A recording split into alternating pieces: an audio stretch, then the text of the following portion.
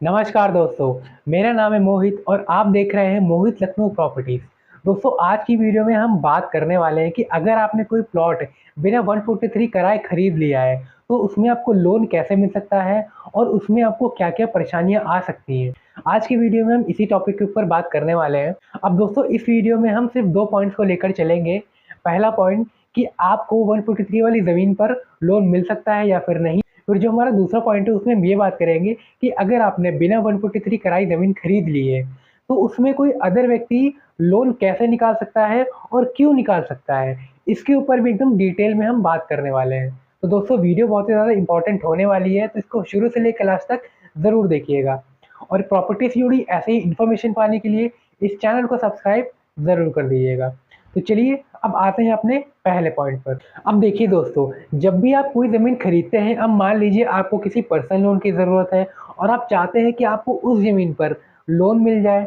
इसके बाद में जब आप बैंक में जाते हैं तो बैंक आपसे सबसे पहले यही पूछता है कि आपकी जो ज़मीन है, क्या उस ज़मीन का 143 हुआ है। और अगर आपकी ज़मीन का 143 नहीं हुआ होता है तो बैंक आपको लोन देने से सरासर इनकार कर देता है। और बैंक आपसे हमेशा यही बोलता है कि पहले आप अपनी ज़मीन को 143 में कन्वर्ट कर लीजिए, उसके बाद में हम आपको लोन दे देंगे। तो दोस्तों, इसका कारण क्या है, क्यों बैंक बिना 143 कराई ज़मीन पर लोन आपको नहीं देता है, इसकी वजह क्या है। अब इसको थोड़ा डिटेल में समझ लेते हैं। अब मान लीजिए वो जो व्यक्ति था उसके पास 5 बीघा ज़मीन थी। अब उसने उस 5 बीघा ज़मीन में से 2 बीघा ज़मीन में प्लॉटिंग कर ली और बिना 143 में कन्वर्ट कराए उसको लोगों को बेच दिया। और जिस व्यक्ति ने भी उस ज़मीन को खरीदा उसने उसकी रजिस्ट्री करवा ली और उस ज़मीन पर कब्जा कर लिया और शायद मकान बना के रहने भी लगा या जो भी उसने किया हो। तो अब यहाँ पर क्या होगा कि मान लीजिए उसने जो ज़मीन थी वो बेच दी बिना 143 में कन्वर्ट कराए हुए। तो अब यहाँ पर क्या होगा कि वो जो ज़मीन है वो सरकारी दस्तावेजों में तो लिखी नहीं जाएगी, मतलब कि वो आवासी में तो कन्वर्ट है नहीं और ना ही उसका कोई प्रॉपर मैप बना हुआ है। क्योंकि जब कोई ज़मीन 143 में कन्वर्ट होती है तो वो सरकारी दस्तावेजों में आ जाता है कि ये जो ज़मीन है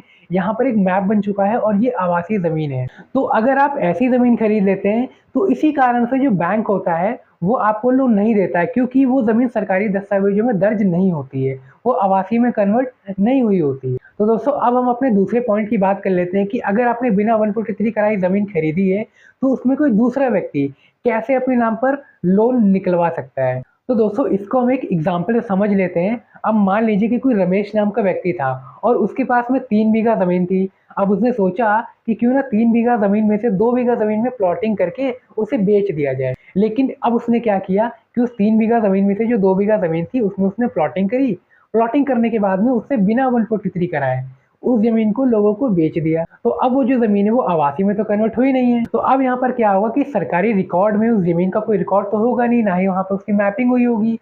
तो अब यहाँ पर उसको क्या नुकसान हो सकता है, वो जो व्यक्ति है जिस व्यक्ति से आपने ज़मीन खरीदी है, अब वो क्या करेगा, वो अपनी ज़मीन के सारे डॉक्यूमेंट लेगा, खतौनी लेगा और वो चला जाएगा बैंक में और बैंक से बोल देगा कि भैया ये हमारी ज़मीन है, ये हमारी 3 बीघा ज़मीन है, मुझे इस पर लोन चाहिए, आप इसके डॉक्यूमेंट चेक कर लीजिए, खतौनी चेक कर लीजिए, सब कुछ है। क्योंकि ज़मीन का 143 तो हुआ नहीं है और खतौनी पे जब आप इंटरनेट से निकलवा कर देखेंगे तो जो 3 बीघा ज़मीन है वो उसी व्यक्ति के नाम पर दर्ज होगी जिससे आपने उस ज़मीन को खरीदा होगा। तो अब इस केस में क्या होगा, वो व्यक्ति जो है बैंक से जाकर उस ज़मीन पर लोन निकलवा सकता है।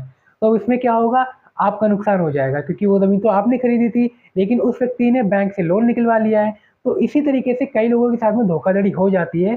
तो इसलिए जब भी आप ज़मीन खरीदें तो सबसे पहले ये ज़रूर से चेक कर लें कि क्या उस ज़मीन का 143 में कन्वर्जन हुआ है। तो अगर उस ज़मीन का 143 में कन्वर्जन नहीं हुआ है तो फिर आप ऐसी ज़मीन को ना खरीदें, वही आपके लिए ज़्यादा बेटर होता है। या तो फिर उस ज़मीन को आपको खरीदने के साथ में 143 कराना पड़ेगा, या फिर अगर आपने ऐसा नहीं किया तो जिस व्यक्ति से आपने ज़मीन खरीदी है हो सकता है वो उस ज़मीन पर लोन निकलवा ले। तो इस तरीके की धोखाधड़ी कई लोगों के साथ में हो चुकी है। तो दोस्तों, उम्मीद करता हूँ कि इस वीडियो से आपको काफ़ी ज़्यादा मदद मिली होगी कि आपको ज़मीन खरीदने से पहले किन किन बातों का ध्यान रखना चाहिए। तो बाकी अगर आपके मन में कोई भी सवाल आता है प्रॉपर्टी को लेकर तो आप मुझे कमेंट बॉक्स में पूछ सकते हैं, या फिर इस वीडियो में आपको कोई सेक्शन समझ में ना आया हो तो भी आप मुझे कमेंट करके उसके बारे में पूछ सकते हैं। बाकी दोस्तों, अगर आपको वीडियो पसंद आई तो इस वीडियो को लाइक कीजिए और ऐसे ही प्रॉपर्टी से जुड़ी इन्फॉर्मेशन पाने के लिए इस चैनल को सब्सक्राइब ज़रूर कर लीजिए। तो मिलते हैं अब एक नेक्स्ट वीडियो में, तब तक के लिए नमस्कार।